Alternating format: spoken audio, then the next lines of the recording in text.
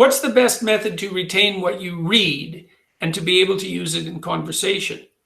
Oh, well,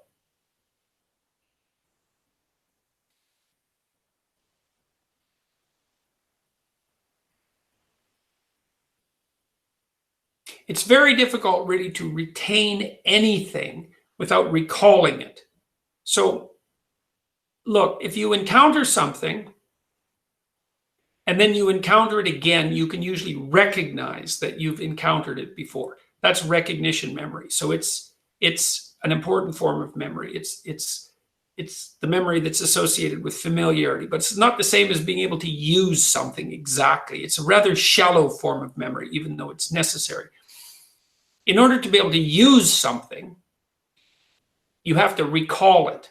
And this is also a very useful hint for studying. Like if you're studying and you have to remember, what you want to do is study, and then you want to write down what you just learned. So you read a paragraph, you close the book, and you write down what you remember. Or you read a chapter and you close the book and you write down what you remembered. Or at least you sit there and you try to remember, because the way you remember is by practicing remembering.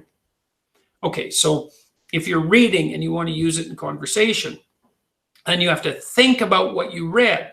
You have to put it in your own words. It's often helpful to close the book and write it down, or to associate it with some problem that you're currently trying to solve. You have to take the knowledge and make it your own. And then that alters the structure through which you look at the world, and that changes the way that you think, so that when you have a conversation the next time, that you're going to have the conversation in a different way. So merely reading isn't enough. You have to read and think and recall. And it's the act of recalling that produces the remembering, and it's that act of remembering that puts that material at hand for you.